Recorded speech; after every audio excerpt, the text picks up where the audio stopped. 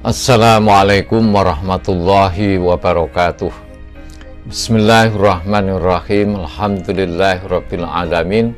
Wassalatu wassalamu ala asyrafil anbiya wal mursalin sayyidina maulana Muhammad wa ala alihi wa ashabi ajmain. Amma ba'du. Selamat bertemu kembali dengan saya Muhammad Ajib di channel Kampung Ilmu. Channelnya orang-orang yang tidak lelah mencari ilmu.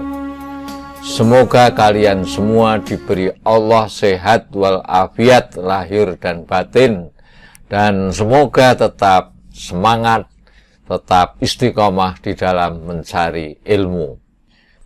Pada kesempatan ini saya akan menyampaikan kisah tragedi atau peristiwa yang terjadi di Roji' dan Bi'ru Ma'unah dan Kunut Nazilah.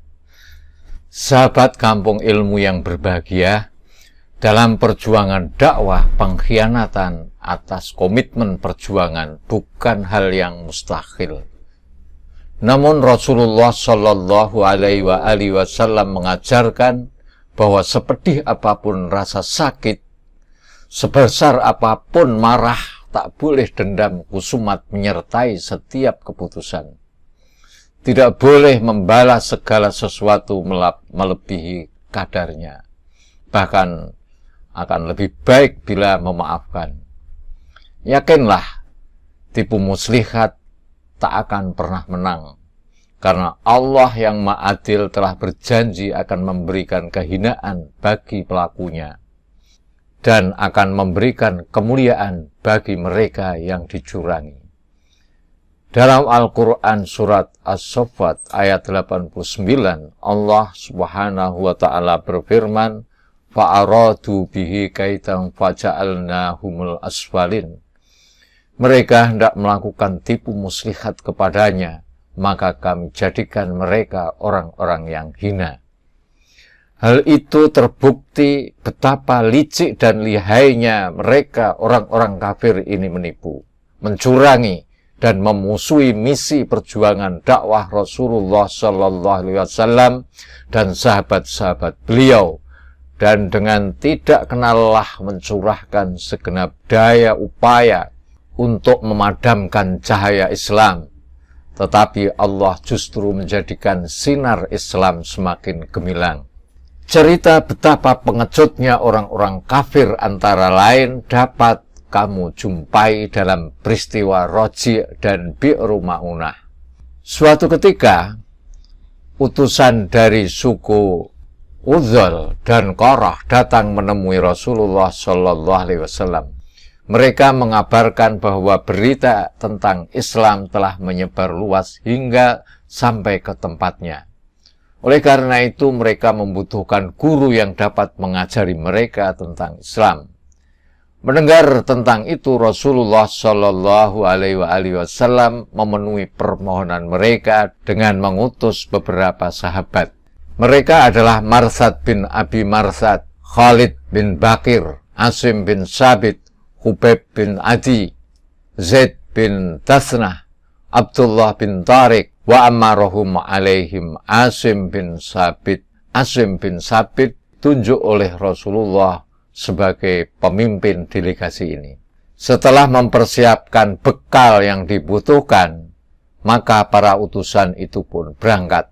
Setibanya di satu daerah antara Aspan dan Makkah, distrik milik suku Hudzail atau lebih dikenal dengan Bani Lihyan, ternyata ada yang membuntuti mereka. Hampir 100 pemanah dari Bani Lihyan membuntuti mereka dari belakang. Orang-orang Bani Lihyan itu mengikuti jejak rombongan Asim hingga mereka tiba di sebuah rumah yang pernah disinggahi rombongan Asim.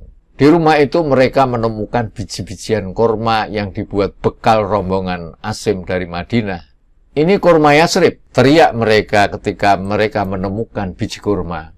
Mereka terus menelusuri jejak rombongan Asim hingga berhasil menemukannya. Saat itu Asim dan teman-temannya berlindung di bukit yang cukup tinggi. Namun orang-orang Bani Lihyan langsung mengepung dan berseru, "Kalian berhak mendapatkan perjanjian dan kesepakatan dari kami jika kalian mau turun. Aku berjanji tak akan membunuh seorang pun dari kalian." kalau kalian mau turun. Wa qala Asim, ama ana fala anzilu fi zimmati kafirin.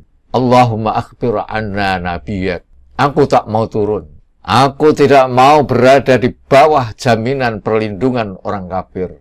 Ya Allah, beritahukanlah keadaan kami pada nabimu. Akhirnya perang yang tidak seimbang itu pun tak terhindarkan. Asim syahid dengan 7 anak panah menancap di tubuhnya. Yang tersisa tinggal 3 sahabat, yaitu Khubayb, Yaid, dan seorang lain. 3 sahabat yang tersisa akhirnya bersedia turun dari bukit karena dijanjikan akan diberi perlindungan. Tetapi mereka langsung ditangkap dan diikat begitu turun. Salah satu dari sahabat berkata, ini awal pengkhianatan. Orang-orang Bani Lihyan memaksa dan menyeret sahabat itu agar mau mengikuti mereka, tetapi sahabat menolak. Akhirnya dia juga dibunuh oleh orang-orang Bani Lihyan. Sehingga yang tersisa hanya Khubayb dan Zaid yang kemudian dibawa pergi orang-orang Bani Lihyan ke pasar budak, lalu dijual sebagai budak di Mekah. Bani Haris membeli Khubayb, karena pada perang Badar, Khubayb inilah yang telah membunuh Al-Haris, tokoh Bani Haris. Khubayb ini kemudian ditawan dan tinggal bersama mereka sebagai tawanan dan baru akan dibunuh jika mereka sudah sepakat untuk melakukannya suatu hari. Nah, di sini ada kejadian yang mencerminkan akhlak Islami, yaitu ketika Khubayb masih menjadi tawanan Bani Haris. Dia meminjam sebilah pisau cukur kepada salah seorang putri Al-Harits untuk mencukur kumisnya. Putri Al-Harits menceritakan, pada saat itu aku tidak memperhatikan anakku yang sedang merangkak ke arah Khubayb, dan Khubayb langsung mendudukkannya di atas pahanya. Melihat kejadian itu, aku kaget dan cemas. Dan Khubayb yang sedang memegang pisau cukur tahu bahwa aku merasa cemas melihat kejadian itu. Lalu Khubayb berkata, apa kamu takut aku akan membunuh anakmu ini? Insya Allah aku tidak akan melakukannya. Putri Al-Harits itu melanjutkan ceritanya. Aku tidak pernah menjumpai tawanan yang lebih baik dari Khubayb. Inilah akhlak Islami. Khubayb tidak mau membunuh anak kecil atau menjadikannya sandera. Meskipun hal itu sangat mudah bagi dia untuk melakukannya.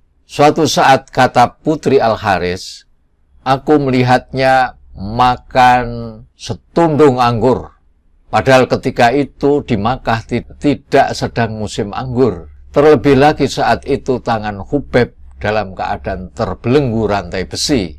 Maka aku menyimpulkan pasti setundun anggur itu rezeki yang langsung Allah berikan kepadanya. Pejuang di jalan Allah memang sering diberi karomah oleh Allah yang bermacam-macam bentuknya, baik pada zaman Nabi ataupun sekarang ataupun yang akan datang, sebagai penghargaan Allah kepada mereka yang mau berjuang di jalan Allah. Sahabat Kampung Ilmu yang berbahagia, ketika Bani Haris telah sepakat mengeksekusi mati Khubayb, mereka membawanya keluar dari tanah haram. Tanah haram itu Mekah. Saat itu Khubayb memohon, izinkan aku mengerjakan sholat 2 rakaat. Mereka pun mengizinkan Khubayb melakukan sholat. Khubayb berjalan agak menjauh dari mereka lalu berkata, andaikan bukan karena kalian akan mengira aku takut mati, pasti akan aku tambah sholatku. Dengan sholat itu, Khubayb menjadi seorang muslim pertama yang mentradisikan sholat sunat 2 rakaat sebelum eksekusi mati dilaksanakan. Sesaat sebelum dieksekusi, Khubayb mendendangkan bait-bait syair. Walastu ubali hina uktalu muslima ala ayyi syakin kana fillahi masru'i wa dzalika fi dzatil ilahi wa iyasha yubariku ala awsali silwi mumaz. Aku tak peduli selama aku dibunuh sebagai muslim. Di belahan tubuh manakah aku akan dibunuh di jalan Allah? Itu semua pastilah sesuai kehendaknya. Jika dia menghendaki, dia akan memberkati pada bagian tubuhku yang dicapik-capik. Khubayb lalu dieksekusi oleh Uqbah bin Al-Harits, salah seorang Bani Haris. Pada saat yang sama, kaum Quraisy mengirim beberapa orang untuk mengambil bagian tubuh Asim yang dapat mereka kenali. Masih ingat kan Asim sebagai kepala rombongan ini? Seperti telah disinggung di awal, Asim pernah membunuh seorang pembesar Quraisy pada perang Badar beberapa tahun sebelumnya. Akan tetapi para utusan Quraisy itu tak mampu menyentuh satupun bagian tubuh pemimpin delegasi Rasulullah SAW itu. Allah melindungi jenazah Asim dengan mengirimkan sekawanan lebah jantan. Kalau mereka akan mendekat, maka lebah-lebah itu akan menyerang mereka. Sehingga mereka lari, tidak berani mendekati jenazah Asim. At-Tabari meriwayatkan dari Abu Quraib bahwa Ja'far bin Aun telah mengabarkan dari Ibrahim bin Ismail yang mendapat kabar dari Ja'far bin Amir bin Umayyah dari ayahnya, dari kakeknya, bahwa Rasulullah SAW pernah mengirim dirinya sendirian menjadi mata-mata bagi Quraisy. Dia berkata, "Aku mendatangi batang kayu tempat Khubayb digantung.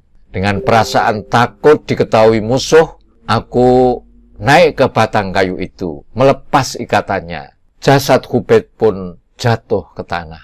Aku lalu melompat tak jauh darinya. Namun setelah aku menoleh ke arah jasadnya, jasad itu tiba-tiba menghilang seolah-olah ditelan bumi. Hingga hari ini jasad Khubayb tidak ditemukan keberadaannya." Ibnu Ishaq mengisahkan, adapun Zaid dibeli Sofwan bin Umayyah. Ketika dia digelandang keluar dari tanah haram, yaitu Mekah, untuk dibunuh, Abu Sufyan berkata kepadanya, qala lahu Abu Sufyan, ya Zaid, atuhibbu anna Muhammadan al-ana indana makanak, nadribu unuqahu wa annaka fi ahlik. Demi Tuhan, aku ingin bertanya kepadamu Zaid, sudikah engkau bila sekarang Muhammad menggantikan tempatmu dan kami penggal lehernya sementara engkau bisa bersama keluargamu di rumah? Maksudnya, apakah kamu mau seandainya kepala Muhammad menjadi ganti kepalamu dan kamu bisa hidup bersama keluargamu itu? Zaid menjawab, qala wallahi ma uhibbu anna Muhammadan al-ana fi makanih alladhi huwa fihi tusibu syaukatun tu'zih wa anni jalisun fi ahli. Faqala Abu Sufyan, ma ra'aitu minan nas ahadan yuhibbu ahadan ka hubbi ashabi Muhammadan. Demi Allah, aku bahkan tidak rela bila saat ini Muhammad sallallahu alaihi wasallam terkena sebuah duri sementara aku hanya duduk santai bersama keluarga. Abu Sufyan menyaksikan peristiwa ini lalu berkata, tidak pernah sekalipun aku melihat seseorang menyintai orang lain seperti para sahabat Muhammad menyintai Muhammad. Allahumma salli ala Muhammad wa ala ali Muhammad. Allahumma salli ala Muhammad wa ala ali Muhammad. Itulah sahabat cerita tentang tragedi Yaumur Raji. Dari peristiwa ini kita tahu bahwa seluruh delegasi yang dikirimkan oleh Rasulullah Sallallahu Alaihi Wasallam untuk dakwah semuanya syahid di jalan Allah.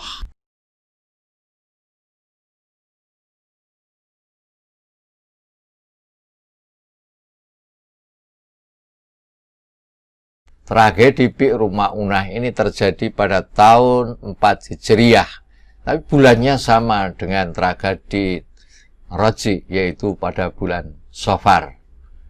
Amir bin Malik, ceritanya yang lebih dikenal dengan julukan Mula'ib al-Alsinah atau prajurit bertombak, pernah sowan kepada Rasulullah Shallallahu Alaihi Wasallam.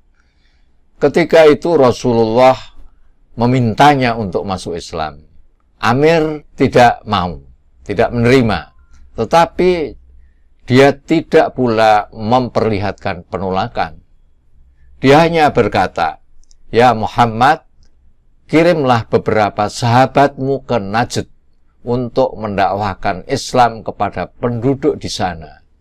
Aku berharap mereka mau menerimanya. Rasulullah Shallallahu Alaihi Wasallam menjawab, aku mengkhawatirkan keselamatan mereka. Lalu Amir meyakinkan, akulah yang akan menjamin keselamatan mereka. Tidak usah khawatir, kirimkanlah beberapa sahabatmu ke Najd. Rasulullah Shallallahu Alaihi Wasallam akhirnya mengirimkan 70 sahabat pilihan ke Najd. Ibnu Ishaq dan Ibnu Katsir meriwayatkan bahwa para sahabat itu berangkat pada bulan Shafar atau sekitar 4 bulan seusai perang Uhud. Setiba di Bi'ru Ma'unah, mereka mengutus Haram bin Milhan menemui Amir bin Tufail untuk menyampaikan surat Rasulullah SAW. Ketika menerima surat itu, Amir bin Tufail tidak membacanya, malah langsung membunuh Haram bin Milhan. Ketika darah muncrat di wajahnya dari luka tubuhnya, Haram bin Milhan berteriak, demi Tuhan Ka'bah, aku menang. Anna Haram bin Milhan lamma tu'ina wantadhu haddam fi wajh soha fustu wa rabbil Ka'bah. Demi Tuhan Ka'bah, aku menang. Amir bin Tufail kemudian meminta pertolongan Bani Amir untuk membunuh delegasi Rasulullah Shallallahu Alaihi Wasallam yang masih tersisa. Namun Bani Amir menolak. Kami tak akan mengkhianati Abu Barok. Abu Barok ini nama kunyah Amir bin Malik. Mendengar penolakan itu, Amir bin Tufail pun mengalihkan permohonannya kepada Bani Sulaim. Kali ini dia berhasil. Suku Usayyah, suku Ral, dan suku Zakwan dari Bani Sulaim berangkat menuju Bi'ru Ma'unah dan langsung mengepung delegasi utusan Rasulullah SAW. Mereka menghunus pedang-pedang mereka dan membunuh para utusan Rasulullah SAW. Seluruh delegasi utusan Rasulullah SAW mati syahid, kecuali dua orang yang bisa lolos dari maut dalam peristiwa pengkhianatan Bani Sulaim itu. Salah satunya adalah Amr bin Umayyah Az-Zamri yang baru menyadari tragedi itu sesaat setelah terjadi. Dalam usaha menghindari pembunuhan ketika diserang Bani Sulaim,